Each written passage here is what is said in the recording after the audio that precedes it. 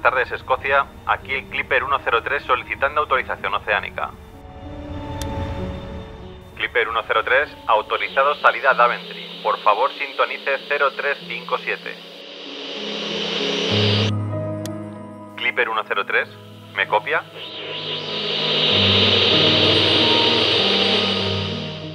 Unos minutos después, a las 19:03 de la tarde en Lockerbie, una localidad al sureste de Escocia, un vecino relata que desde su ventana puede ver cómo llueven trozos metálicos y pequeñas bolas de fuego. Su asombro sería todavía mayor cuando vio caer el infierno sobre la tierra. Una gigantesca bola de fuego pasaba por encima de su casa y caía a pocas calles de donde él se encontraba.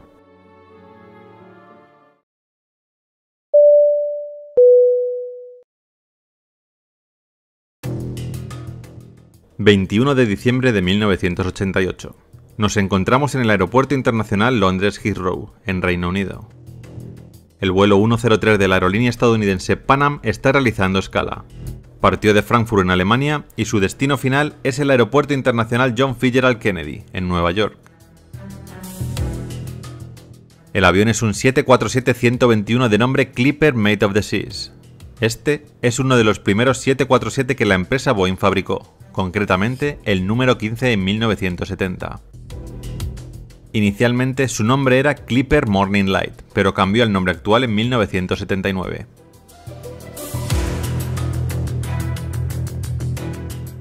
El capitán del vuelo será James McQuarrie, de 55 años y 11.000 horas de experiencia, 4.000 de ellas en aviones 747. Junto a él, el primer oficial Raymond Wagner, de 52 años y 12.000 horas de experiencia, 5.500 en este tipo de aeronave. Además, en cabina también viaja el ingeniero de vuelo Jerry Abritt, de 46 años. Antes de que las cabinas estuviesen tan automatizadas e informatizadas, los ingenieros o mecánicos de vuelo se encargaban de controlar el combustible, motores, rendimiento del avión y cosas de este estilo. Completan la tripulación otros 13 auxiliares de vuelo. Además, en el 747 viajan 243 pasajeros, lo que hace un total de 259 personas dentro del avión. Son las 18:25 de la tarde en Londres y el 747 está en marcha camino a la pista 27R por la que debe de despegar. Será un viaje transatlántico de más de 8 horas de duración. Pocos minutos después, el vuelo 103 de Pan Am comienza su carrera por la pista.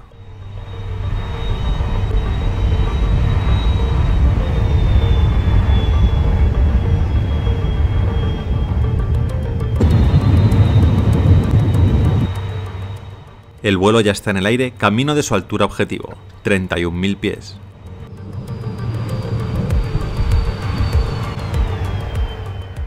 Su plan de vuelo les dirigirá primero hacia el norte de Escocia, donde a continuación harán un giro hacia el Océano Atlántico para poner rumbo directo a Estados Unidos.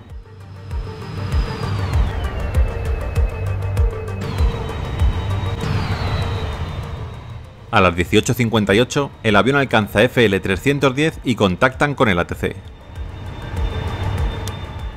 Buenas tardes, Escocia. Aquí el Clipper 103 solicitando autorización oceánica. Clipper 103, autorizado salida a Daventry. Por favor, sintonice 0357.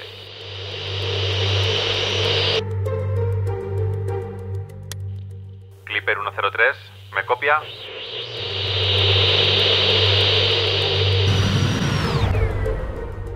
El vuelo 103 jamás daría respuesta. Algo ha hecho que el avión estalle en pleno vuelo. Son las 19:03 en Lockerbie, una localidad al sureste de Escocia, y un vecino relata que desde su ventana puede ver cómo llueven trozos metálicos y pequeñas bolas de fuego. Su asombro sería todavía mayor cuando vio caer el infierno sobre la tierra.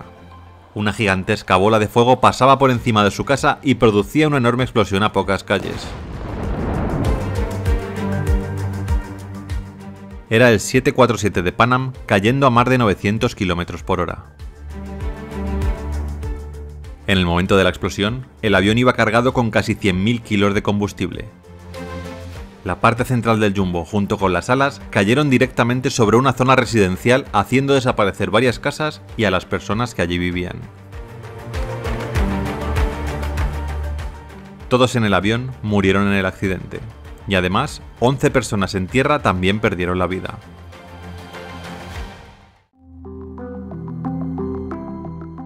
Pero, ¿qué ocurre en el vuelo 103 de Pan Am para que explotase en pleno vuelo?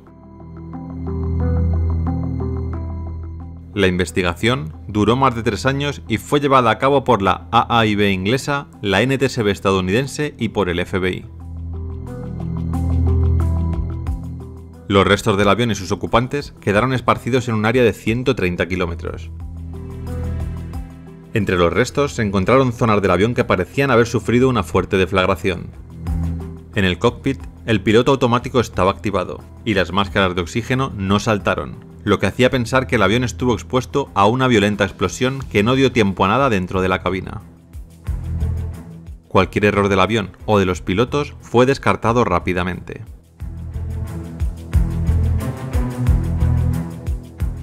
Semanas después del inicio de la investigación, mientras seguían recuperando piezas del avión por la zona afectada, se encontraron 2 pequeñas piezas de circuitos impresos que no pertenecían al avión.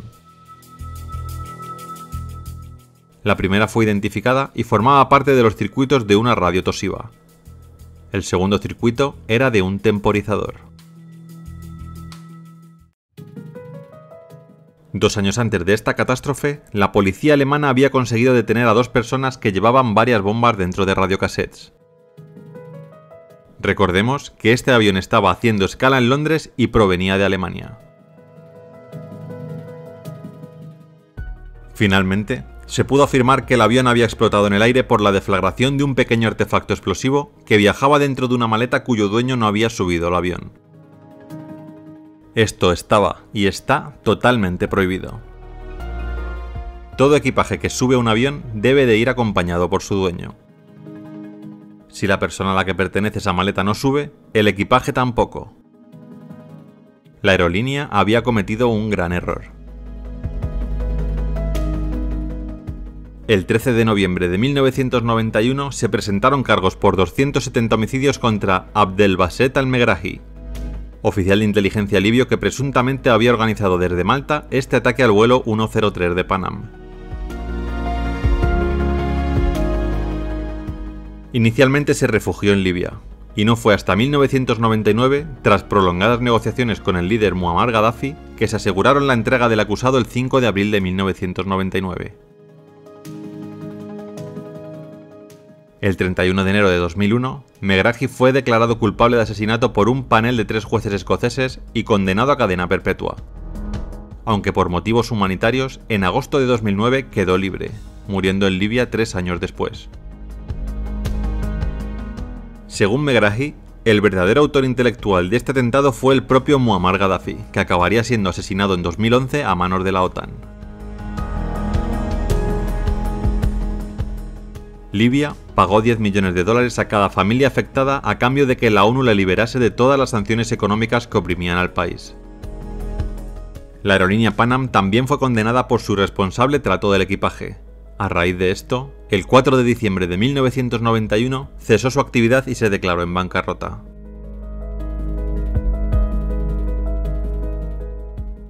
Aquí os dejo una lista de personas que tenían reserva para el vuelo, pero no llegaron a embarcar. Todos estos personajes famosos se salvaron gracias a... ¿la suerte? ¿Una agenda apretada quizá? ¿O hay algo más? Desde luego que da para pensar.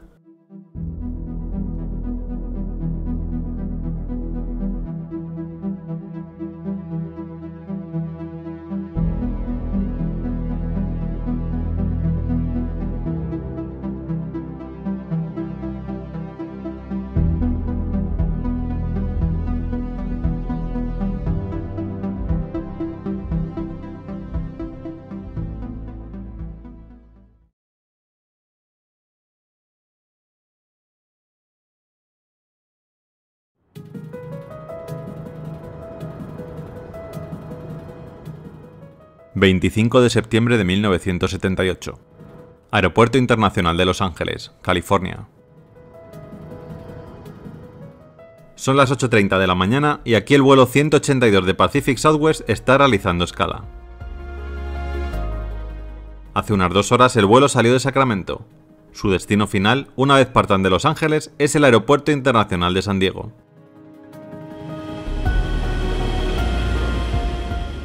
El avión es un 727-200 con registro N533PS y estará dirigido por el capitán James McFerron, de 42 años, piloto de la aerolínea desde 1961 y que acumula una experiencia total de 14.380 horas, más de 10.000 de ellas en aviones 727. Junto a él está el primer oficial y copiloto Roger Eugene Fox, de 38 años, que tras 8 años en la compañía ha acumulado más de 10.000 horas de vuelo, 5.800 de ellas en este tipo de aeronave. En cabina también viaja el ingeniero de vuelo Martin Wayne. Además, otros 4 miembros de la tripulación y 128 pasajeros viajan en el 727. A las 8:34 de la mañana comienzan su carrera por la pista de despegue. A los mandos está el copiloto. Será un vuelo corto, de apenas 55 minutos de duración.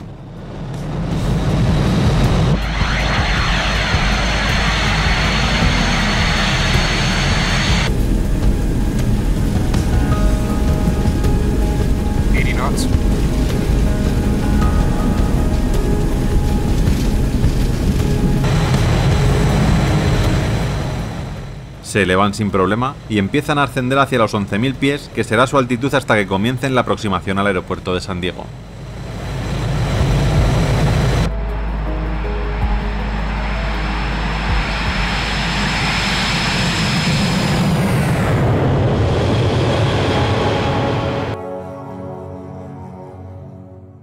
Unos minutos antes del despegue del 727, a las 8:16 de la mañana en el aeropuerto Montgomery Field de San Diego, un Cessna 172 despega con 2 personas en su interior. Son el instructor de vuelo Martin Casey Jr. y el piloto David Boswell, que en el día de hoy va a recibir una clase de vuelo en la que practicará la navegación por instrumentos. La clase incluye la aproximación sin referencias visuales externas al aeropuerto Lindbergh Field, en San Diego. Para este ejercicio, el instructor proveerá al alumno de una gorra que limita la visión exterior y que solo le deja ver los instrumentos.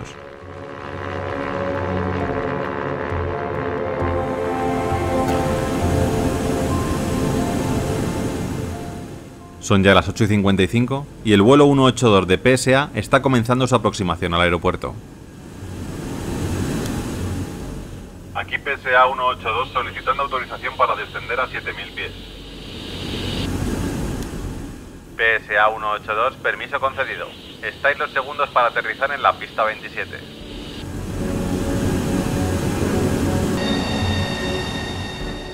Cuatro minutos más tarde, mientras realizaban los chequeos correspondientes, el controlador volvió a ponerse en contacto con el 727. PSA 182, tiene tráfico a las 12. Es un Cessna 172. Voláis en la misma dirección. Confirmen contacto visual. Lo veo, lo tenemos delante ya, nuestra una. Entendido, lo estamos viendo. Una vez superado este punto, comenzaron a preparar el avión. Flaps, chequeos rutinarios. Piloto, copiloto e ingeniero estaban cada uno con sus tareas. Durante este periodo de tiempo, no muy largo, dejaron de mirar al frente. El controlador recibió un aviso. El radar mostraba que el 727 y el Cessna estaban muy cerca. Esto hizo que se pusiera de nuevo en contacto con la tripulación del vuelo 182.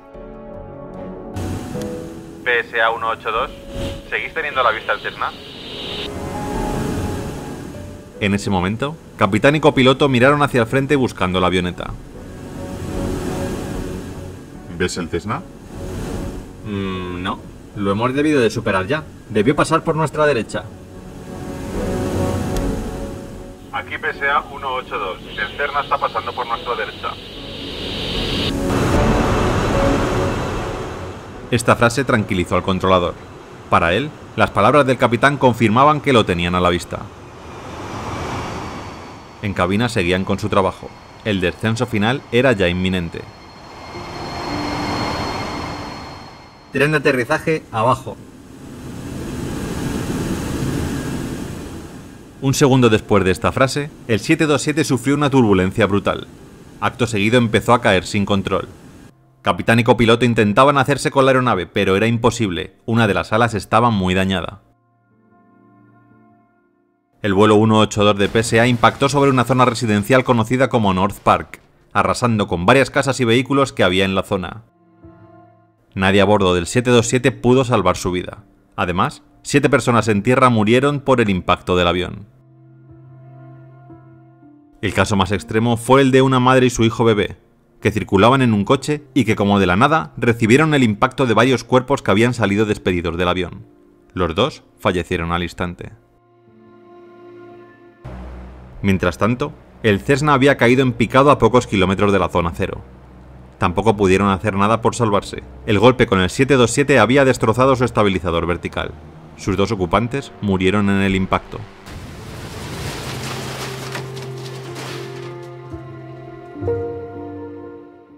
¿Qué había pasado? Inicialmente todo apuntaba a un fallo del controlador, pero tras recuperar las cajas negras, escuchar las grabaciones y comprobar la situación de los pilotos en la cabina, se dieron cuenta del terrible error que en el 727 se había cometido. El primer aviso del controlador indicaba que el vuelo 182 tenía tráfico a las 12, a lo que el copiloto comentó a su capitán que veía el avión, lo tenían a la 1. El capitán, con esta información, confirmó al controlador que lo tenían a la vista. Después de revisar el tráfico del aeropuerto, comprobaron que el avión que estaban viendo no era el que creían. El Cessna 172 volaba justo delante de ellos, unos metros por debajo, lugar en el que jamás podrían verlo debido al morro del 727. La avioneta estaba en un punto ciego para los pilotos del vuelo 182. La diferencia de velocidad era muy alta, así que el 727 acabó pasando por encima del Cessna, tocándolo con su ala derecha y destrozándole el estabilizador vertical. Mientras, el 727 sufriría un gran destrozo en su ala y en el depósito de combustible central.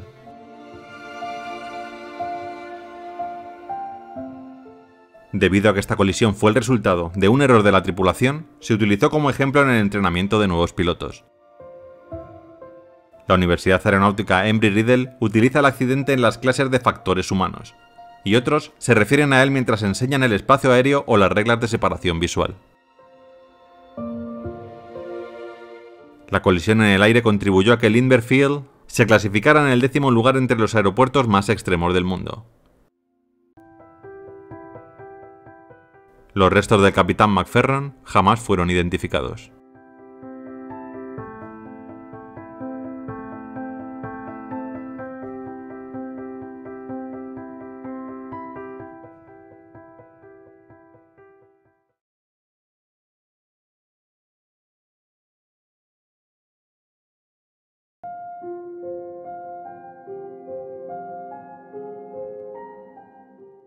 ...4 de octubre de 1992... Nos encontramos en el aeropuerto de Amsterdam Schiphol. El vuelo que hoy nos ocupa es el vuelo 1862 de la aerolínea israelí El Al. Este vuelo procedente de Nueva York ha hecho una parada en Ámsterdam antes de continuar su camino hacia Tel Aviv, en Israel.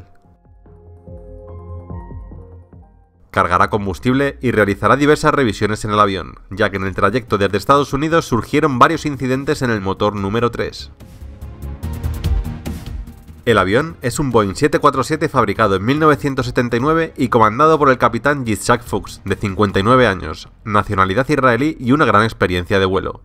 Junto a él, el copiloto Arnon Ohat, de 32 años, y el ingeniero Gedalia Sofer, de 61 y también israelí. Se trata de un vuelo de carga, por lo que no hay auxiliares de vuelo, aunque sí que viaja con ellos un pasajero, Anat Solomon, de 23 años, y que viaja a Tel Aviv para preparar su boda. Su futura mujer, que trabaja para esta aerolínea, le ha conseguido un pasaje gratis a bordo de este vuelo. A las 18:22, con unos 50 minutos de retraso, el avión inicia su carrera por la pista.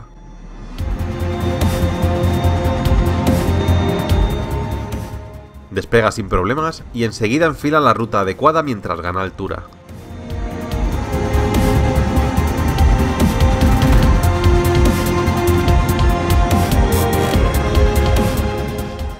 No habían pasado ni 5 minutos desde que despegaron cuando un gran ruido llegó hasta la cabina. El ruido no fue muy grande, pero sí lo suficiente como para que los pilotos identificasen que venía del ala derecha. Ellos aún no lo saben, pero el motor número 3 y la estructura que lo sujeta se han desprendido del avión con tan mala suerte que al salir despedidos del ala, se han llevado por delante también el motor número 4. El ala derecha del 747 se ha quedado sin motores.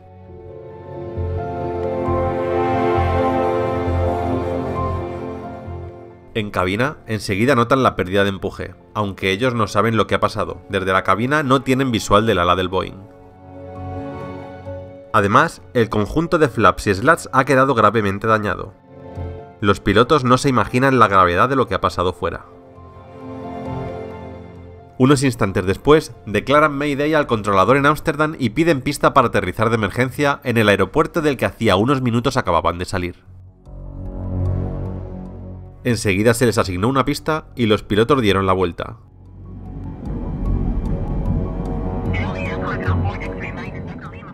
Para contrarrestar la pérdida de los motores 3 y 4 pusieron a máxima potencia el 1 y el 2. Cuando estaban próximos al aeropuerto, el capitán ordenó extender los dispositivos hipersustentadores, pero tanto los flaps como los slats del ala derecha no funcionaron. A medida que se acercaban a la pista y disminuían la velocidad, el avión se volvía más y más incontrolable. Con los problemas en el ala derecha, el avión empezó a escorarse hacia ese lado hasta tal punto que perdieron su control por completo.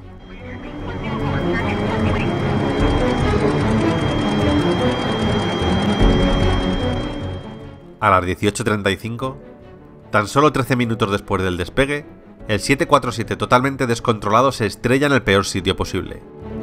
Un edificio residencial de 11 plantas en el barrio de Bijlmermeer, en Ámsterdam. Inicialmente se estimaba entre 100 y 200 los fallecidos por este accidente. Pero gracias a que a esa hora muchos trabajadores no habían llegado a sus casas, las víctimas mortales finales fueron de 43. 39 residentes en el edificio, los 3 tripulantes del avión y el único pasajero que había a bordo.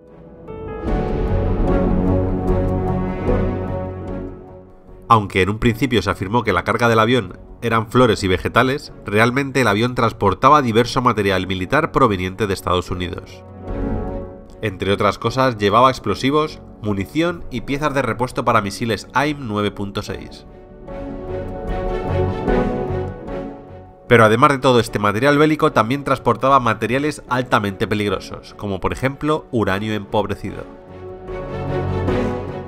Debido a esto, gran parte de las personas que estuvieron de algún modo en contacto con la tragedia presentaron secuelas como dolencias respiratorias, impotencia, insomnio, problemas estomacales y dolor o malestar general. Los datos sobre la carga real del avión no fueron anunciados oficialmente hasta 1998, 6 años después, poniendo en peligro la vida de los equipos de rescate en el momento del accidente. ¿Qué fue lo que le ocurrió al vuelo 1862? Desde un primer momento las autoridades oficiales descartaron la hipótesis de un atentado terrorista, entre otros motivos porque los fallos del avión fueron reportados por los pilotos cuando el aparato todavía volaba. De haberse tratado de un atentado, lo más probable habría sido que el avión hubiera sido destruido en el aire.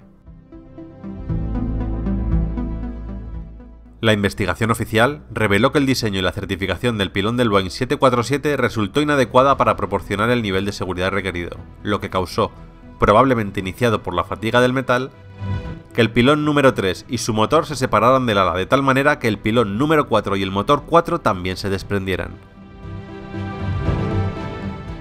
A raíz de este accidente y otros dos muy similares, como el del vuelo 358 de China Airlines y el 46A de Japan Airlines, Boeing cambió radicalmente el sistema de anclaje de los motores en los 747.